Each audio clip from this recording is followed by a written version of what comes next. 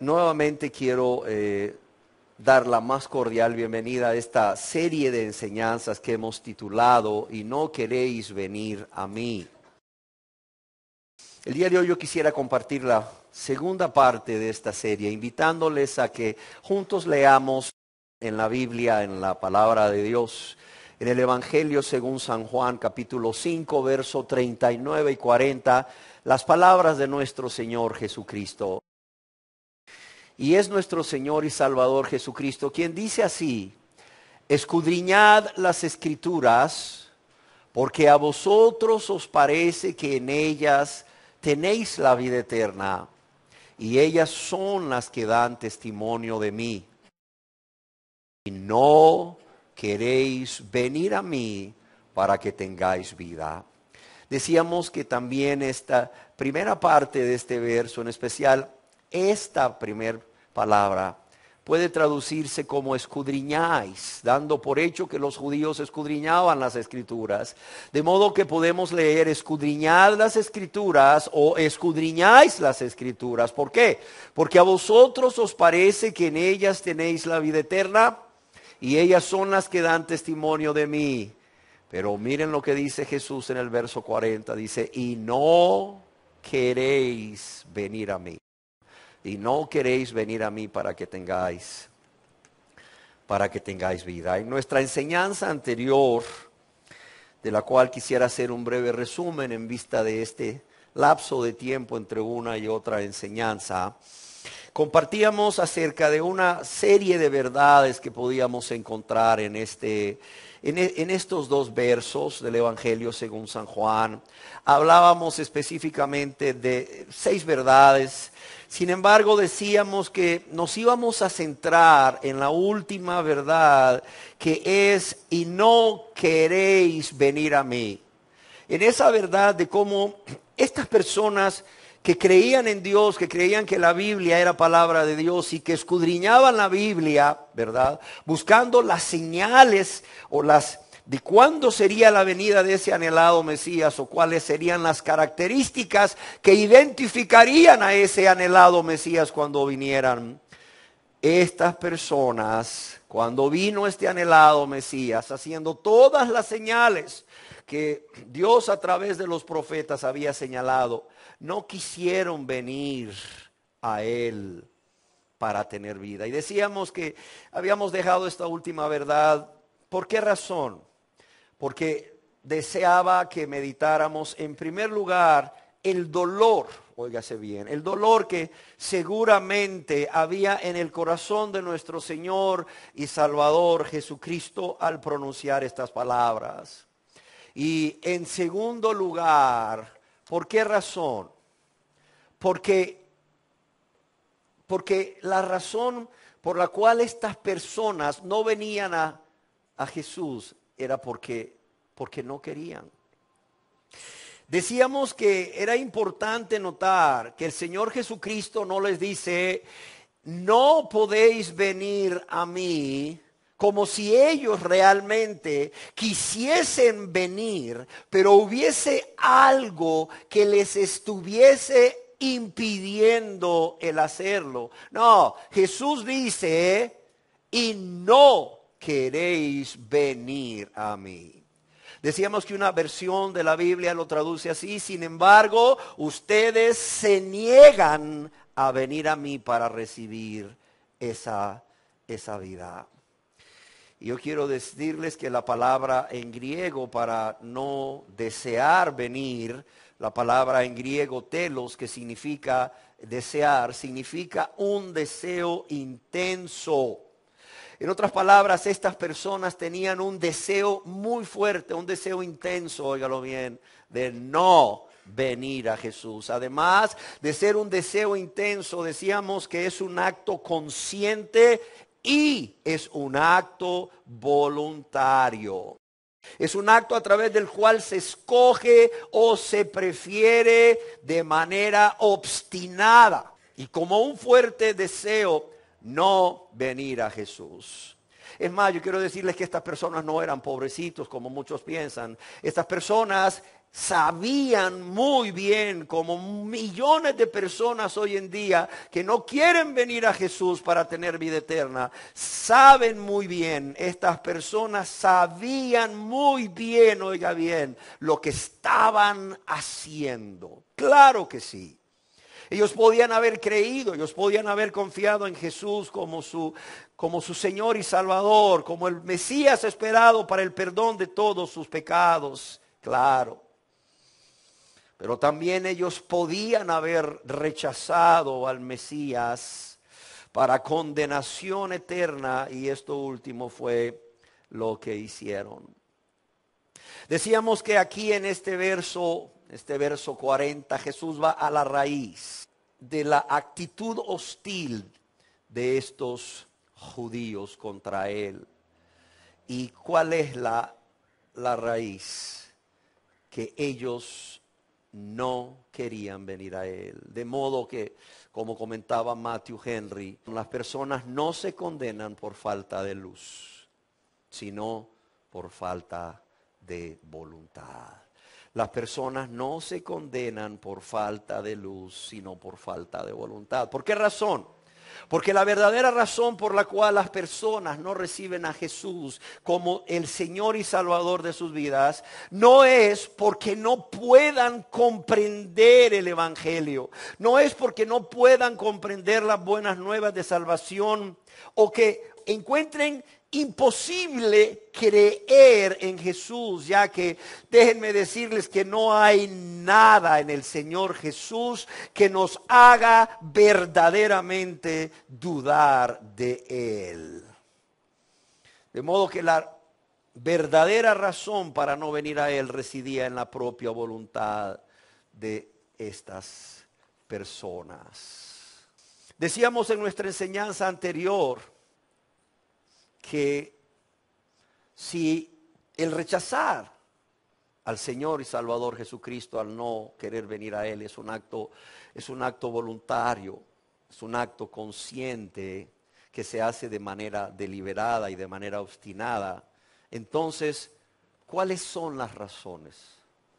¿Cuáles son las razones de por qué los seres humanos, teniendo conocimiento de Jesucristo como el Mesías, el Cristo, el Salvador, el único y suficiente Salvador, no quieren venir a Él?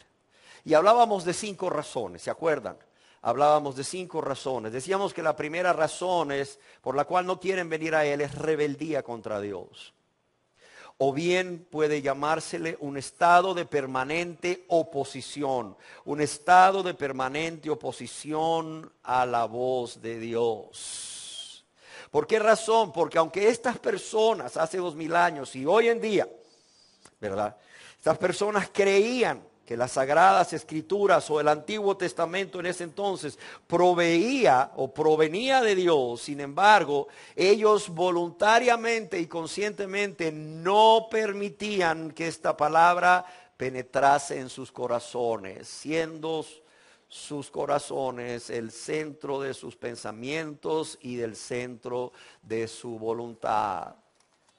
Decíamos que la segunda razón por la cual no vienen a Jesús es porque estas personas no aman a Dios. Óigalo bien, no aman a Dios. Lo que estoy diciendo es grave, sí, es grave, pero es la realidad. No solamente son rebeldes, no solamente en su corazón hay una oposición continua que penetra la palabra, sino que no aman a Dios. Y es mi deber decirles estas verdades, aunque duelan a muchos, aunque molesten, aunque incomoden. No aman a Dios. ¿Y por qué decimos que no aman a Dios? Y cuando hablamos de no amar a Dios es que estas personas no aman a Dios porque no han recibido o porque no quieren recibir a aquel a quien Dios ha amado. Ni más ni menos que su Hijo amado, en quien Dios se complacía y se sigue complaciendo. Entonces, ¿cómo puede una persona decir que ama a Dios si no ama a su Hijo? ¿Cómo puede decir una persona que ama a Dios si no ama a aquel a quien Dios ha enviado con mucho amor como el regalo más precioso, ese bendito y precioso Salvador?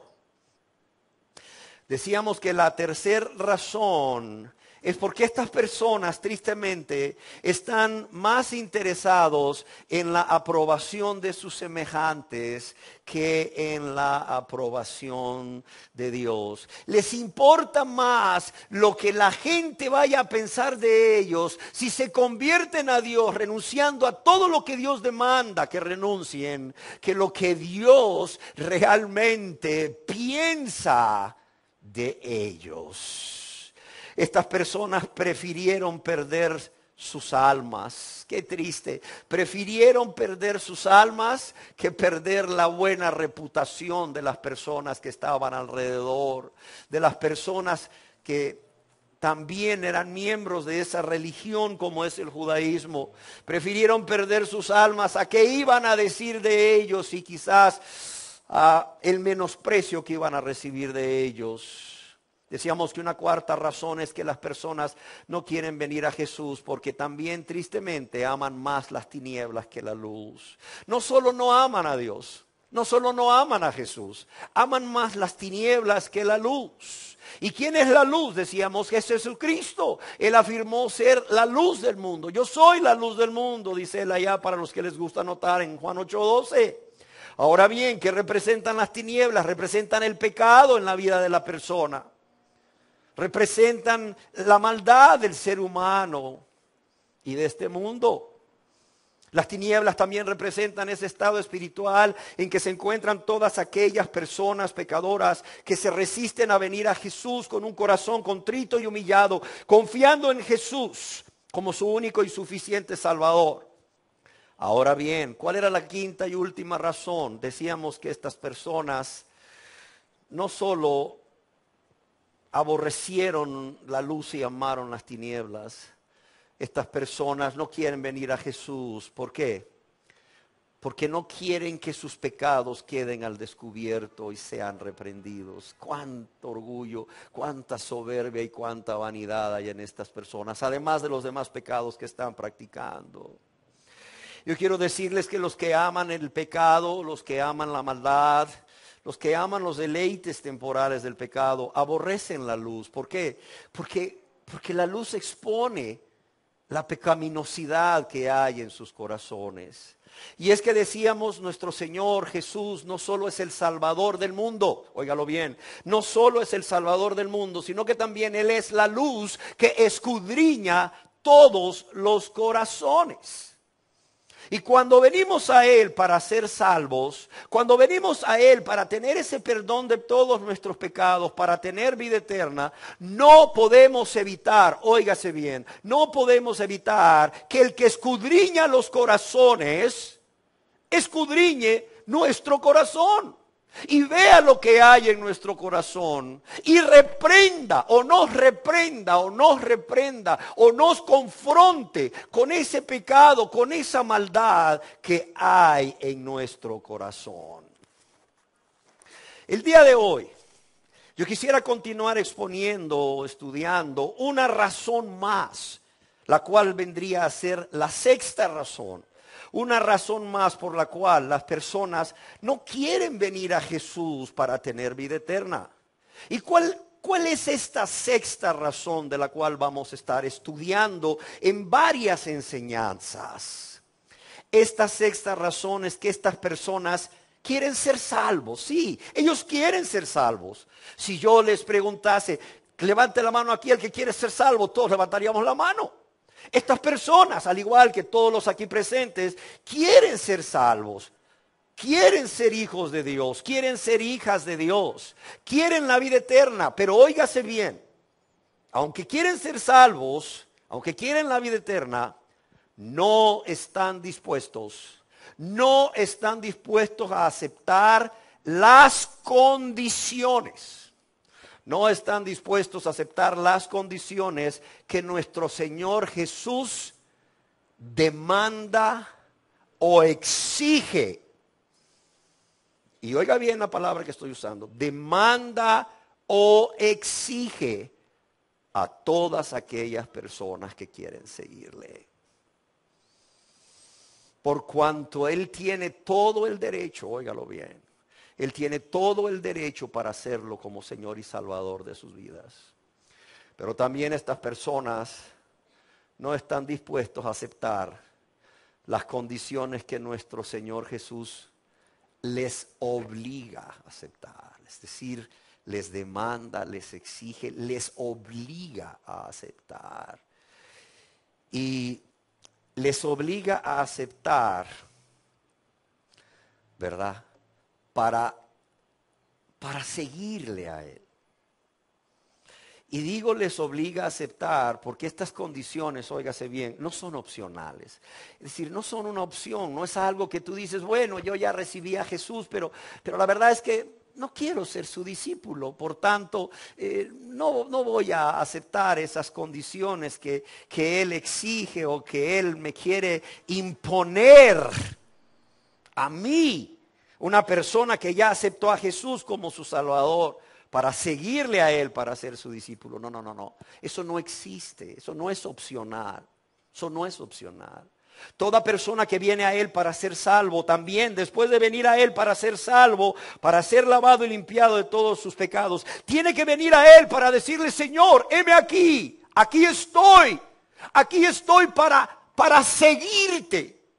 ¿Qué es lo que quieres que yo haga? ¿Qué es lo que quieres que yo haga? E inmediatamente esta persona, por amor y gratitud a Jesús, se coloca ese yugo que es fácil, ese yugo que está hecho a su medida, ese yugo que está forrado en su cara interna con el abundante amor de Cristo, ese yugo que no lastima, ese yugo que es fácil y ligero de cargar. Yo quiero decirles que por esta triste razón, vemos cómo millones de personas de las que asisten a diferentes organizaciones religiosas, humanas o denominaciones, personas que están dispuestas a repetir una oración conocida como la oración del pecador o del penitente, o la oración de aceptar a Cristo como su Salvador personal.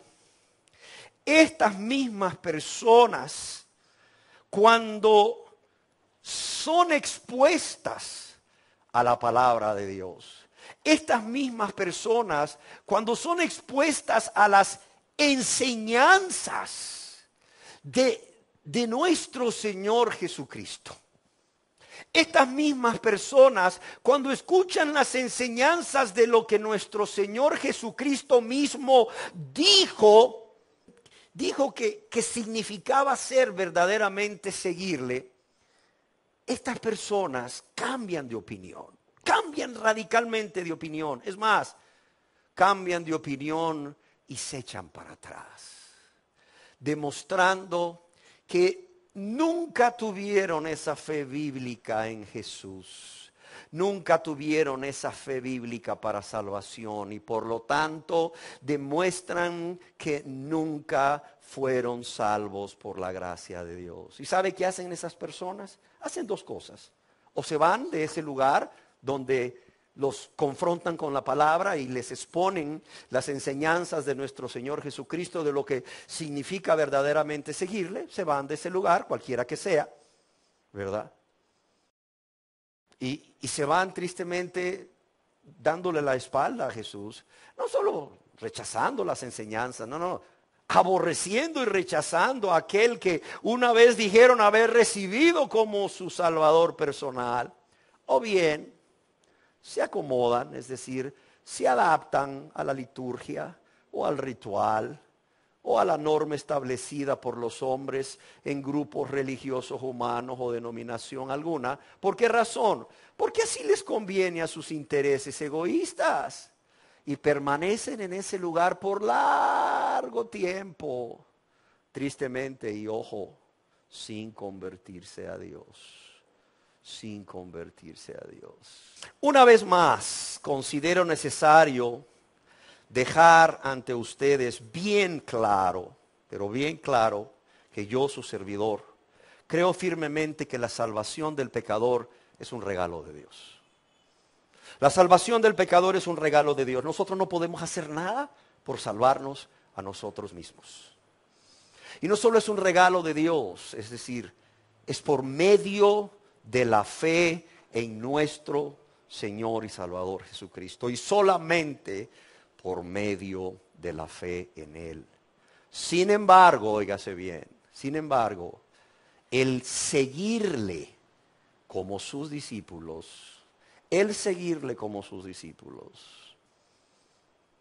es lo que Dios espera. Óigalo bien, es lo que Dios espera de toda persona que ha sido salvada por su gracia.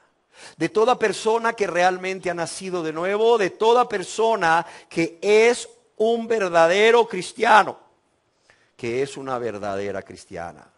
Más bien, ¿por qué razón? ¿Por qué razón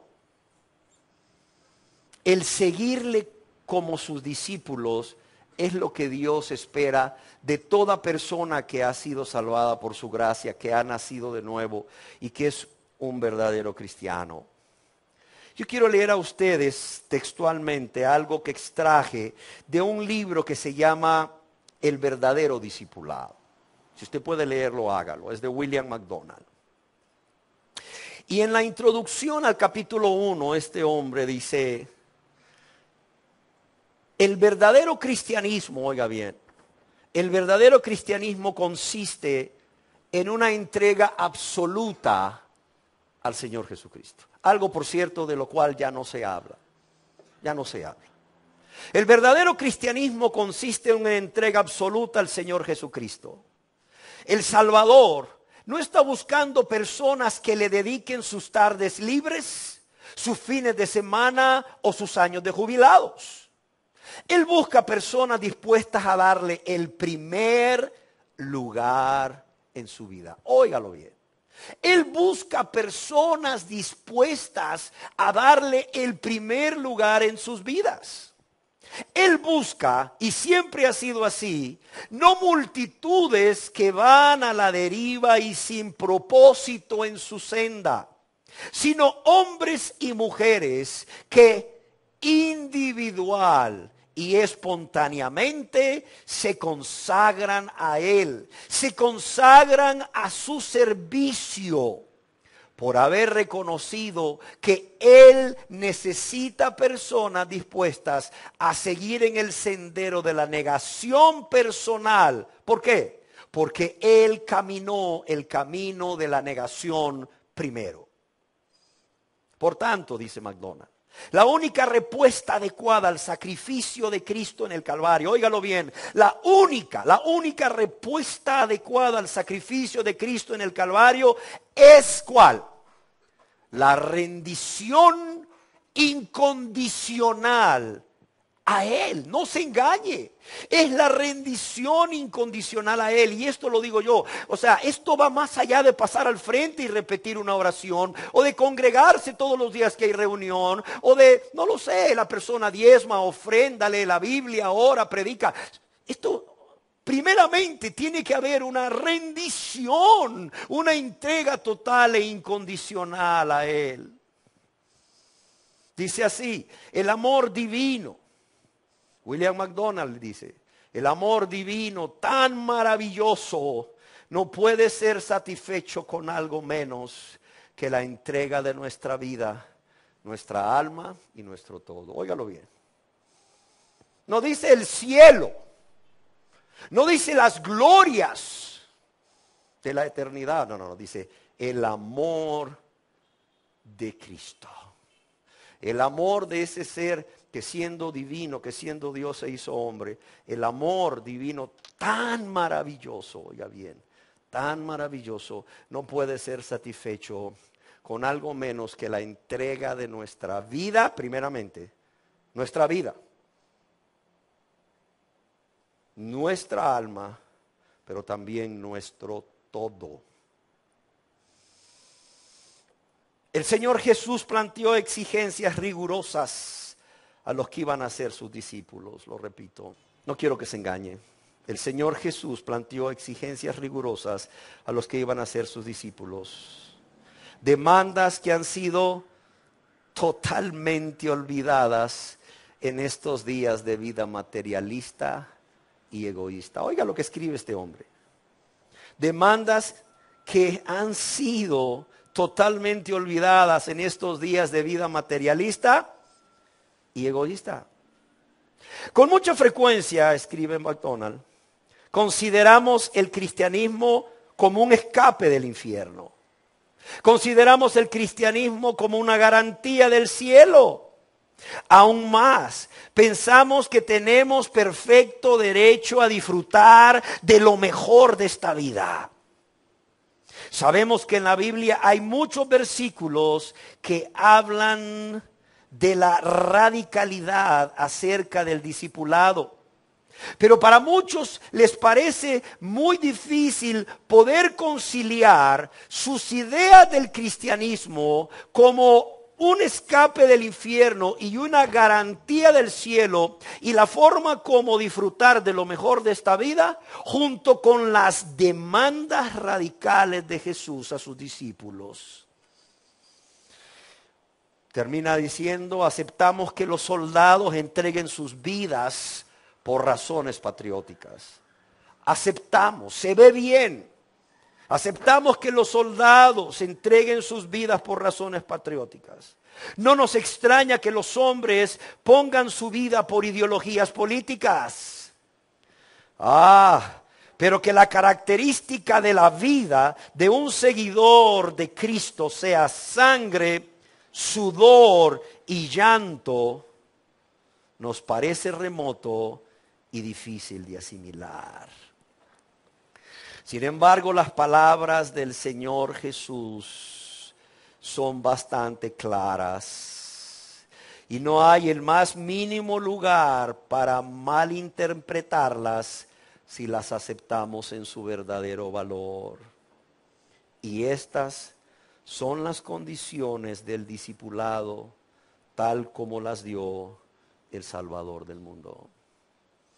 Y vamos a estar estudiando cuáles son las condiciones del discipulado que Jesús mismo nos dejó aquí en su palabra. El día de hoy, por razones de tiempo, solamente vamos a ver la primera condición. La primera condición.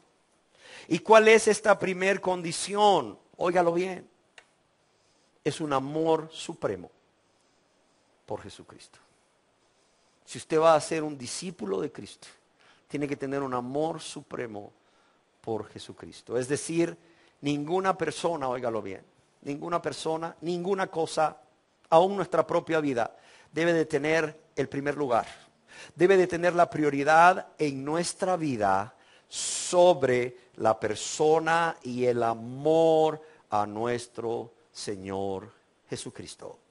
Y para esto acompáñeme al Santo Evangelio según San Lucas, capítulo 14, versos 25 y 26. Esto es lo que está diciendo Dios en su palabra. Y lo que luego dice Jesús. Fíjese bien lo que dice. Dice que grandes multitudes iban con él. Grandes multitudes iban con él. Y volviéndose les dijo, si alguno quiere venir a mí y no aborrece a su padre, madre y mujer e hijos y hermanos y hermanas, dice, aún también que su propia vida, ¿qué dice aquí? No puede ser mi discípulo. ¿De qué está hablando aquí Jesús? Está hablando de un amor supremo por él. Yo quisiera que nos imagináramos el momento. Dice que grandes multitudes iban con él. Grandes multitudes. En una ocasión, cuando Jesús multiplicó los panes y los peces, en donde habían multitudes, se nos dice que había 5,000 hombres sin contar mujeres y niños. Aproximadamente en ese momento habían 20,000. Aquí no sé cuántas habían, pero se nos dice que eran grandes multitudes, era mucha gente. Y quiero imaginarme a Jesús ahí, dispuesto a hablar, quizás se pone de pie, no lo sé, y las multitudes que están quizás entretenidas empiezan a decir, cállense, cállense, cállense, el maestro va a hablar, cállense, el maestro va a hablar. ¿Cuántos maestros hoy en día no hubiesen deseado tener tan cantidad de seguidores, sí o no? Es más, ese es el propósito hoy en día. El propósito hoy en día no son las almas, son los números. No es que el hecho que venga mucha gente a escuchar el verdadero evangelio sea malo, no, gloria a Dios, ojalá que así pueda suceder un día en este lugar. El problema es que la gente hoy en día le importa más los números que las almas, Aquí se nos dice que grandes multitudes. ¿Por qué venían estas multitudes? Algunos venían realmente porque sentían un sincero aprecio por Jesús. Porque tenían gratitud para con Él. Algunos venían porque creían que realmente Él era el Mesías. Otros venían por curiosidad y otros venían por interés, por ser sanados ellos o sus familiares o por ser alimentados. Y distintamente cuál fuese la razón por la cual ellos venían, yo quisiera que nos imaginásemos esta multitud en el momento en que Jesús va a hablar. Y la gente quizás empezó a decir, cállense, pongan mucha atención. Y todo empezó a hacerse un silencio alrededor. Y cuando Jesús abre su boca, Jesús dice palabras como las que acabamos de leer. Palabras que seguro estoy llegaron al corazón de cada una de estas personas. Palabras que ellos no esperaban oír, por cierto. Yo estoy seguro que ellos no esperaban oír esto. Palabras como: si alguno viene a mí, alguno quiere ser mi seguidor, alguno quiere ser mi discípulo y no aborrece a su padre y madre y mujer e hijos y hermanos y hermanas. Oiga, Jesús está hablando de los lazos familiares más fuertes que habían en esa sociedad.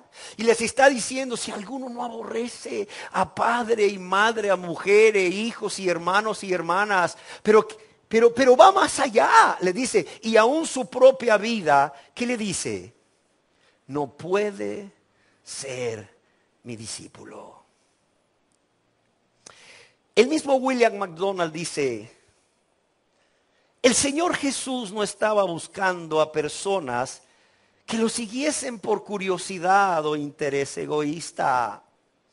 Él estaba buscando a los que estuviesen dispuestos a vivir una vida devota y apasionada por Él, incluso a morir por Él si esto era necesario. Y de esta manera, dice William MacDonald, el Señor Jesús comenzó a cribar, comenzó a seleccionar, comenzó a separar a la multitud. ¿Cómo? Presentándoles las exigentes condiciones del discipulado, de ser seguidores de Cristo.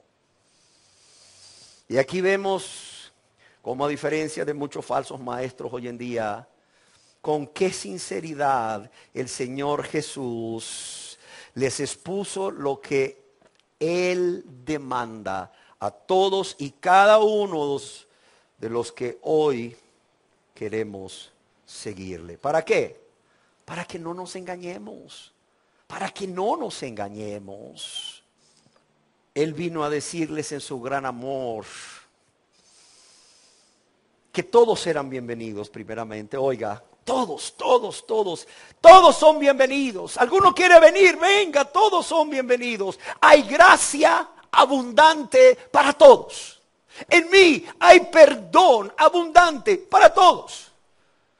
¿Crees que no eres digno de mi perdón? Porque has pecado muchas veces, porque consideras que tus pecados son muy graves, porque te duele el haber pecado mucho contra mí. Jesús le está diciendo: no importa, mi amor, mi misericordia, mi perdón sobrepasa todo el número de tus pecados, toda la gravedad de tus pecados. ¿Alguno quiere venir a mí?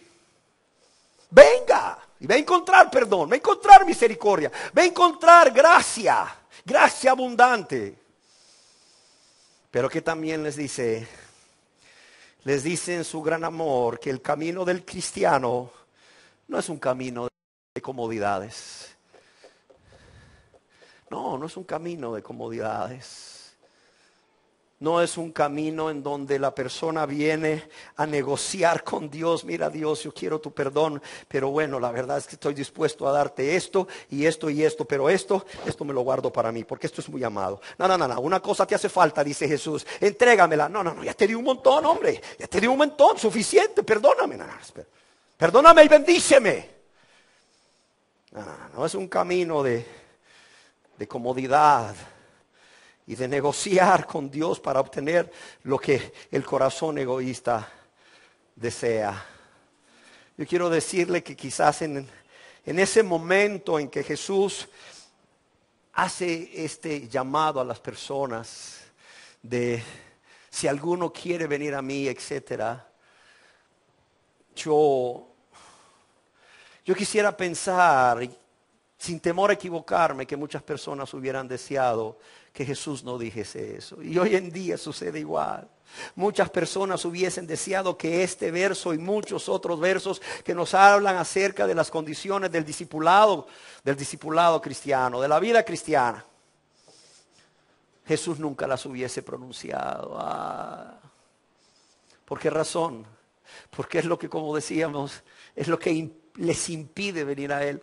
Todo iba tan bien, pastor, mientras hablaba del amor de Cristo, de su gracia, de su perdón. Pero ya cuando ya empieza a hablar de aborrecer a padre, madre, mujer, hijos, hermanos, hermanas, oiga, y aún también mi propia vida. Oiga, ¿no puedo ser su discípulo? No, hombre. Hay gente que dice es que aquí son muy fanáticos, aquí son muy radicales, no, aquí son legalistas, aquí piden demasiado. No, espérame, yo no escribí este libro, yo no lo escribí. No, fue Dios quien inspiró a Lucas para que él plasmase aquí las demandas de Jesús, de nuestro Señor y Salvador Jesús. Por cierto, estas demandas no las hace un rey cruel. No, las hace el Rey de Gloria, que dejó la gloria y se hizo hombre para morir por nosotros. Estas demandas nos las hace el que nos ha amado como nadie nos ha amado, óigalo bien, al punto de dar su vida por nosotros. Y como decíamos, estoy seguro que muchas personas hubieran deseado que Él dijese mejor, si alguno quiere venir en pos de mí, si alguno quiere ser mi discípulo, tendrá riquezas y honra y honores en abundancia. Pero Cristo les dice lo contrario. Qué tremendo, ¿verdad? Cristo les dice lo contrario. Cristo les dice que para ser verdaderos discípulos debían de cumplir con el primer requisito. ¿Cuál es? Amarle de manera suprema. Amarle de manera suprema. ¿Por qué razón? Porque sus discípulos no serían sinceros en su propósito, ni constantes en su deseo de seguirle, a no ser que amaran a Jesucristo más que a nadie y más que a nada en este mundo, aún más que su propia vida. Y quiero aclarar que cuando Jesús pone como primera condición un amor supremo por Él y nos dice, si alguno quiere venir a mí y no aborrece, aquí el Señor Jesús no está hablando de crear un odio contra estos seres queridos o rechazarlos, no. ¿Por qué? Porque Él mismo se estaría contradiciendo. Porque Él mismo nos ha enseñado que el segundo y gran mandamiento, ¿cuál es? Amarás a tu prójimo, ¿como a quién? Como a ti mismo. O sea, Jesús cuando dijo esto, Él sabía que había un mandamiento dado a Dios al pueblo de Israel, donde decía, honra a tu padre y a tu madre. O sea, entonces, ¿qué es lo que está queriendo decir aquí Jesús cuando dice, y el que no aborrece? Aquí la palabra aborrecer viene de la palabra griega miseo, que significa amar menos. Amar menos. De modo que este texto que leemos aquí en el Evangelio según San Lucas, bien podría leerse Si alguno viene a mí y no está dispuesto a amar menos a padre y madre, a mujer e hijos, hermanos y hermanas, y aún su propia vida, no puede ser mi discípulo. No puede ser mi discípulo. Ahora, ¿por qué razón Jesús está diciendo esto? ¿Por qué Jesús nos está pidiendo un amor supremo hacia Él por encima de estas personas que Él escoge a propósito? Porque en ese entonces estas personas eran las personas más amadas de manera natural para cualquier judío. Y quizás hoy en día también siguen siendo las personas más amadas de manera natural para cualquiera de nosotros que está aquí. Porque Él sabía que siempre que una persona se hace seguidor de Jesucristo, los primeros que se van a levantar en contra de la decisión que esa persona ha tomado, ¿quiénes son? Los de su propia casa. Porque los enemigos del hombre serán ¿quiénes? Los de su propia casa. Así de sencillo. Y así vamos a encontrar como un padre convertido o una madre convertida se va a encontrar con un hijo o un hijo inconverso que se opone a que ese padre o esa madre vivan una vida recta, una vida justa, una vida santa, agradable a Dios. Y ya no compartan con ellos, ¿verdad?, los deleites temporales del pecado y todas aquellas actividades mundanas que Satanás ha diseñado, no para que la gente se salve, no para que las personas sean más espirituales, sino por el contrario, para que pierdan su primer amor, para que entren en una tibieza y luego terminen en una apostasía. Amén. El Señor Jesús sabía que cuando una suegra nace de nuevo va a ser aborrecida por su nuera que no ha sido regenerada. El Señor sabía que muchas veces la persona que se convierte a Jesús va a tener que hacer una elección de manera consciente y voluntaria entre lo que Dios le pide y lo que su familiar inconverso le pide, que es contrario a la voluntad de Dios. Va a tener que hacer una elección entre amar a Dios con todo su corazón, su alma, su mente y sus fuerzas, y amar a esa persona, padre, madre, esposo, esposa, hijo o hija, hermano, hermana, que le está demandando que le ame de la misma manera como Dios le demanda que le ame. Cuando solamente uno de los dos puede ser amado, y ese uno es Jesucristo. No es ese familiar. El orden divino de los mandamientos, ¿cuál es? El primer y gran mandamiento es: amarás al Señor tu Dios con todo tu corazón, con toda tu alma, con toda tu mente y con toda tu fuerza. ¿Sí o no? ¿Y cuál es el segundo gran mandamiento? ¿Amarás a quién? Tu prójimo como a ti mismo. Pero muchas personas inconversas sienten ese celo pecaminoso cuando ven que su ser querido está amando a Dios con todo su corazón, su alma, su mente y sus fuerzas. Amor que, por cierto, antes, de manera errónea, de manera equivocada, le estaba dando a él o a ella, sea esposo o esposa, padre o madre, hijo o hija, hermano o hermana. Entonces la persona demanda, la persona resiente eso y dice: ya no me quieres. Manipula, chantajea, exige, demanda. Y el cristiano tiene que tomar una decisión. Y esa decisión es una sola: el amor supremo por nuestro Señor y Salvador Jesucristo. Por esa razón es que Jesús nos dice: primer condición es un amor supremo por Jesucristo. Y no solo sobre personas o cosas. Yo les decía al principio que Jesús va más allá. Jesús dice: aún también su propia vida. Yo quiero leer lo que dice William MacDonald. Este es un sermón prestado, básicamente, en parte. Dice William MacDonald, dice: en la realidad, la parte más difícil de este primer enunciado o de esta primera condición del discipulado se encuentra en las palabras: y aún también su propia vida. ¿Por qué?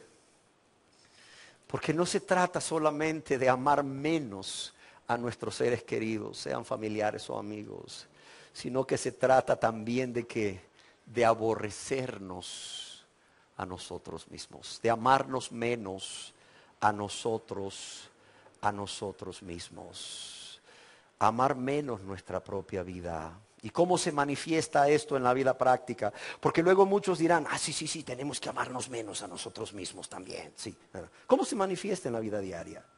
Bueno, en lugar de vivir vidas egoístas o egocéntricas, hemos de vivir vidas cristocéntricas, centradas en Él, en la persona de Jesús, en sus deseos, en su voluntad, en lo que Él quiere que hagamos. Y decir como aquel hombre de Dios, el apóstol Pablo cuando era Saulo aún, ¿verdad? Señor, ¿qué quieres que yo haga? Esa es una vida cristocéntrica, no es una vida egocéntrica. O una vida que se vive para hacer nuestra voluntad, para vivir para satisfacer los deseos de nuestros ojos, de nuestra carne y la vanagloria de la vida. No, es para vivirla para Cristo. En segundo lugar, en lugar de preguntar cómo nos afectará cada una de nuestras acciones, si deseamos agradar a Jesús, hemos de tener mucho cuidado en valorar cómo afectará a Cristo y a su gloria cada una de nuestras acciones. ¿Sí queda claro? En lugar de decir, es que si yo predico, es que si no comparto con estos esto del mundo, es que si les digo que no, o sea, ¿cómo me va a afectar cada una de estas acciones que yo he decidido tomar para agradar a Dios y hacer su voluntad? No. Es más bien que hemos de tener cuidado en valorar cómo afectará a Cristo y a su gloria cada cosa que nosotros decimos. Óigase bien, cada cosa que nosotros decimos y cada cosa que nosotros hacemos. Hoy en día están enseñando metafísica por cristianismo. Y precisamente hace unos días escuchaba yo a una persona que me decía, no diga eso, es que las palabras tienen poder. Es metafísica, en lugar de cristianismo. Pero las palabras sí tienen poder para herir. Las palabras sí tienen poder para lastimar. O para levantar a alguien. O para hacer que esa persona vea su condición espiritual y su necesidad de un Salvador que es Cristo el Señor y venir a Cristo y ser salvo. No sé si me explico. Por eso cuidado con lo que decimos. Cuidado con lo que decimos. Cuidado con lo que hacemos. Porque no estamos viviendo solos en una isla. Estamos rodeados de personas que están viendo y oyendo lo que decimos y lo que hacemos. En tercer lugar, una vida cristocéntrica consiste en que todas aquellas consideraciones de bienestar personal y de seguridad personal han de quedar en segundo plano o subordinadas a la tarea de glorificar a Dios y darle a conocer a todos. Y nunca olvidemos que las palabras del Señor Jesucristo son absolutas. Él dijo que si no le amamos de manera suprema, más que nuestros propios seres queridos, aún que nuestras propias vidas, no podemos ser sus discípulos. No merecemos llamarnos sus discípulos. Y yo quiero decirles que con esto Jesús pone un punto y final. Jesús está diciendo, ¿sabes qué? Lo que tú piensas me tiene sin cuidado. Esta es la primera condición para el discipulado. Lo que tú piensas, dice Jesús, tiene realmente sin cuidado. Esta es la primera condición para ser discípulo, para seguirme. Si realmente, dice Jesús, has sido salvo por la fe que es en mí, si realmente eres cristiano o cristiana, si realmente has nacido de nuevo, no vas a tener ningún inconveniente en venir a mí para seguirme, amándome con un amor supremo, como está descrito. Pero si no es cierto que naciste de nuevo, si todo fue una confesión del diente al labio, motivada por un interés egoísta, perverso, dice Jesús, seguro estoy que vas a dar la vuelta, me vas a dar la espalda, me vas a aborrecer, te vas a ir. ¿Por qué? Porque realmente no te has convertido del egoísmo, de ese amor por ti mismo o por ti misma, a ese amor supremo por mí. Amén. Ahora bien, usted dirá, ¿por qué Jesús demanda como primer condición para ser su seguidor este amor supremo por Él? Un santo de Dios allá en 1700 en Inglaterra, Adam Clarke, escribió: aquel a quien amamos, o aquel a quien más amamos, aquel a quien más amamos, o aquella persona a quien más amamos, es aquel a quien más nos esforzaremos por agradar, y cuya voluntad e intereses preferiremos en todos los casos. Es sencillo. Ahora bien, quizás usted ha expresado muchas veces en su vida, o ha escuchado a alguien decir: yo amo a Jesucristo. Usted no lo sabe, pero yo realmente amo a Jesucristo con todo mi corazón. Yo amo a Jesucristo con toda mi alma. Yo amo a Jesucristo con toda mi mente y mis fuerzas. Pero yo pregunto, ¿realmente está usted amando a Jesucristo con ese amor que Él se merece? ¿Está usted amando a Jesucristo con ese amor con que Él es digno?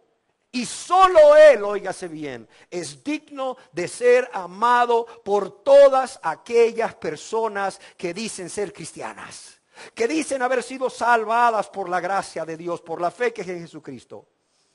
Y para que ninguno aquí hoy se engañe, y para que todos los aquí presentes puedan responder a esta pregunta, yo quisiera examinar cómo es ese amor. ¿Cómo es ese amor con que nuestro Señor y Salvador Jesucristo es digno de ser amado? Y ya vimos en primer lugar que es un amor que tiene o debe de ser mucho mayor que cualquier persona o cosa, ¿sí o no? Aún más que por nuestra propia vida. Amén. Ya que debemos amarle a Él y solo a Él con todo nuestro corazón, nuestra alma, nuestra mente y nuestras fuerzas. En segundo lugar, déjeme decirle que si usted realmente, verdaderamente está amando a Jesucristo con este amor, con que dice estarlo amando, créame, este amor va a producir en usted un fuerte sentimiento de respeto. Un fuerte sentimiento de respeto y un fuerte sentimiento de admiración por su persona, es decir, por lo que Jesús es, por sus atributos, pero no solo por su persona, por lo que Él es, por cada uno de sus atributos como Dios, sino por lo que Él ha hecho por usted.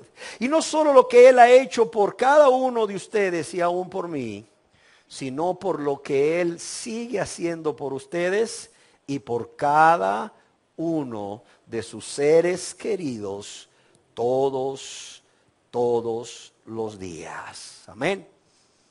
Entonces, primero, un amor supremo.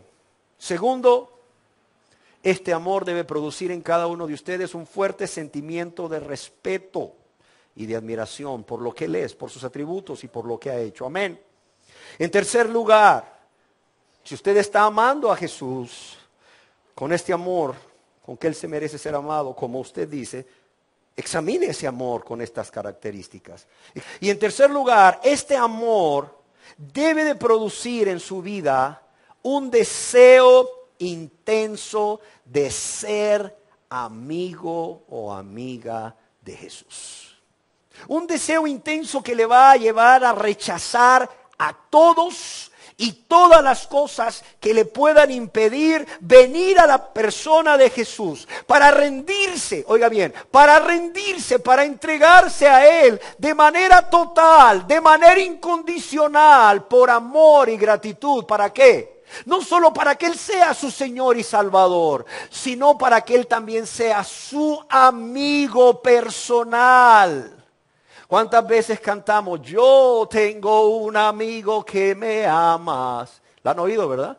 Su nombre es Jesús. Pero realmente estas personas no tienen un deseo intenso de tener esa relación de amistad con Jesús, de tener esa relación personal, de comunión o de compañerismo íntima o estrecha.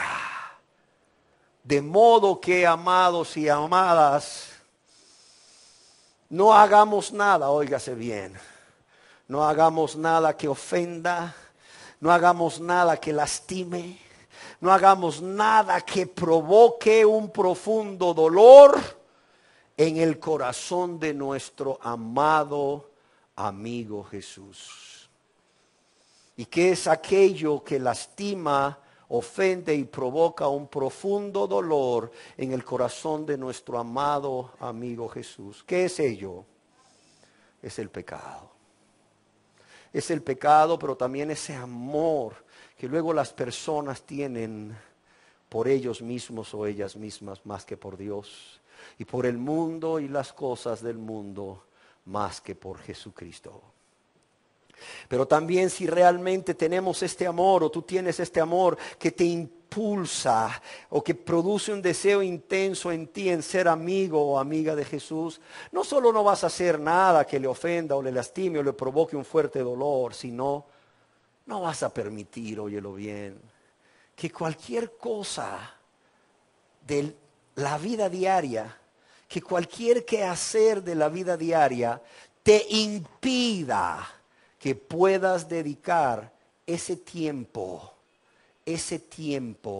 de compañerismo, ese tiempo de comunión íntima a solas con Él, a través de apartar un tiempo diario para hablar con Él por medio de la oración, o permitir que Él te hable a través de la lectura, pero no solo la lectura, la meditación de la palabra de Dios. Y por qué no decirlo para los que aún pueden, la memorización de la palabra de Dios.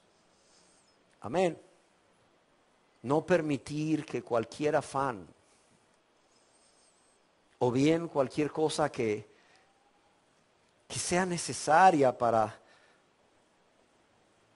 nuestro desempeño diario, pero que no es una prioridad, nos aparte de dedicar ese tiempo a solas con Él, a solas con tu amigo que te ama, cuyo nombre es Jesús.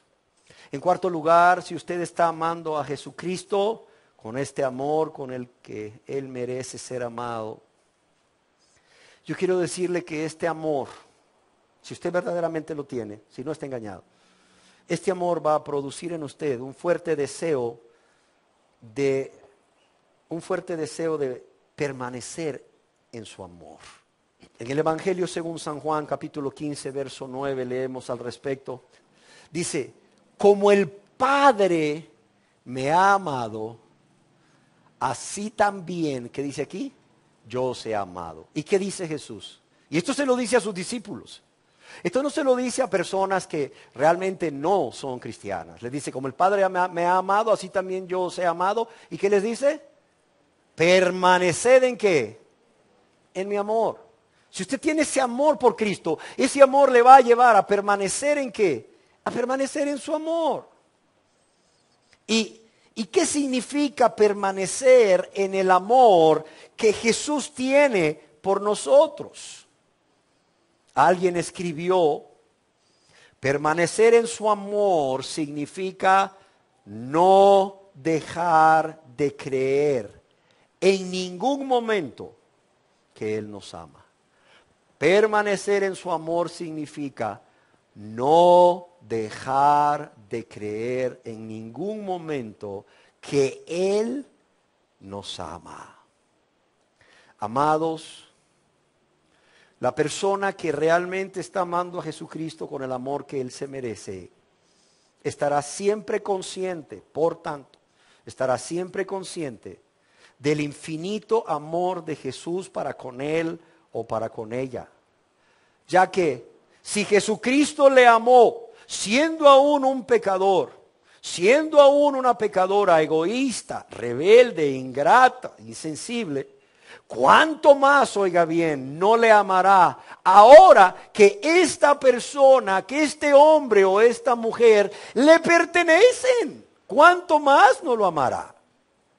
Y la persona va a estar consciente siempre del infinito amor de Jesús para con él o con ella, óigalo bien, aunque aunque las circunstancias de la vida en ese momento no sean agradables a su carne, no sean agradables a su yo, porque está viviendo algo quizás doloroso.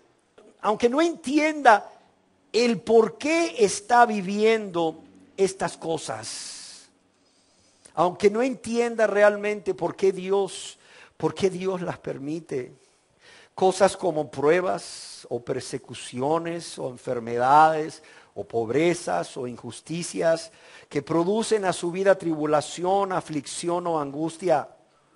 Y mira, algo más, la persona que permanece en su amor, la persona que no deja de creer en ningún momento que Jesús le ama, lo va a hacer no solo aunque las circunstancias de la vida sean adversas y no entienda por qué Dios lo permite. Lo va a hacer aunque Satanás venga a decirle ahí al oído, a susurrarle al oído: mira lo que estás pasando, mira lo que estás viviendo. Y aún así crees que Jesús te ama. No, ya olvídate de eso. Él no te ama, Él no te ama. No te ama, te ha dejado solo, te ha dejado abandonado. ¿Por qué? Porque si Él te amara, no estarías en esta terrible situación.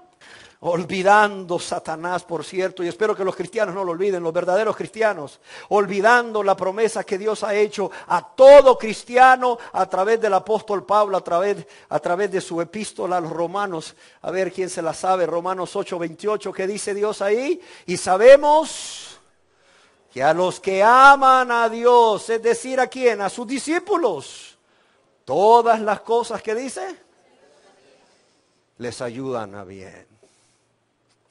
En quinto lugar, si usted verdaderamente está amando a Jesucristo con este amor, con que Él merece ser amado, este amor va a producir en usted, dígalo bien, un sentimiento de inmensa gratitud por Él. No solo un sentimiento de amor supremo, sino de inmensa gratitud por Él.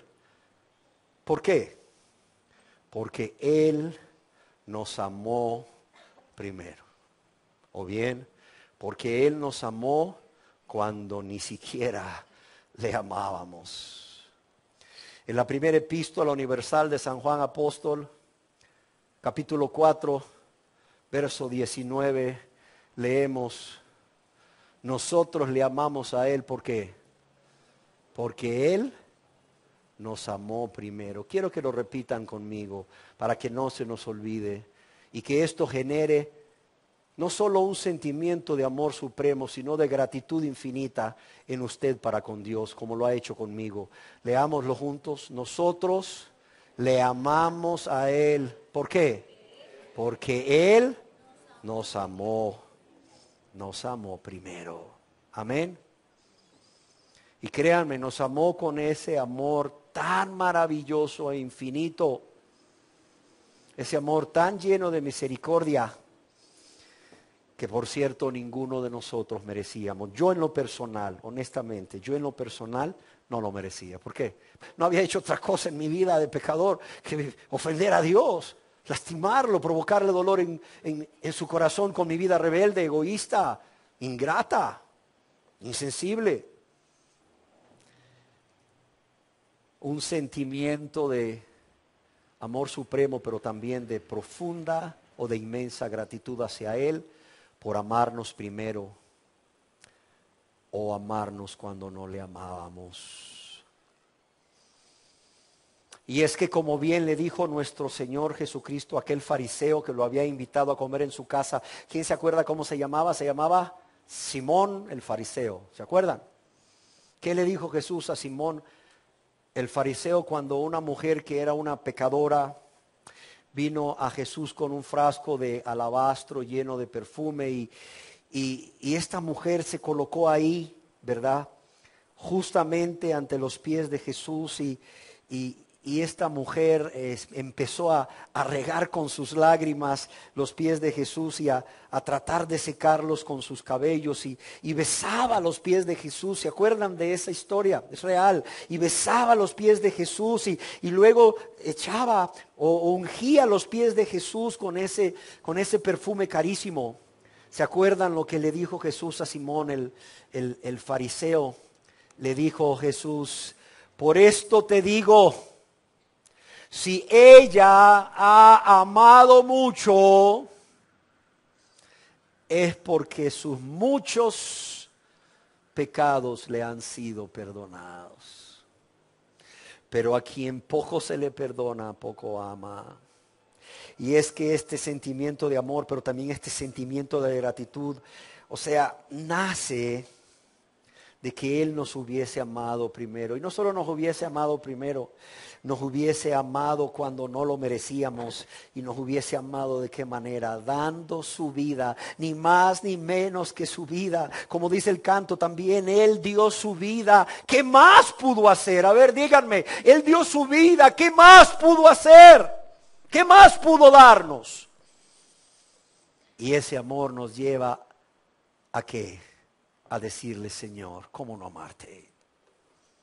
Y es ese amor el que atrae nuestros corazones para amarle a Él y agradecerle a Él como respuesta a su amor. Y en sexto y último lugar, usted sabrá, querida persona que está aquí, que dice que ama a Cristo, si realmente está amando a Jesucristo con ese amor con que Él es digno de ser amado, si ese amor, óigalo bien, le estimula, si ese amor le impulsa cada día y a cada momento y a cada circunstancia a servirle, cumpliendo con el ministerio al cual usted ha sido llamado por Dios, provocando, óigase bien, fuertes deseos en usted para llevarlo a cabo. Pero no solo este amor le va a estimular y le va a impulsar, provocando fuertes deseos en usted para llevar a cabo ese ministerio, sino que también va a provocar en usted fuertes deseos para hacerlo con excelencia.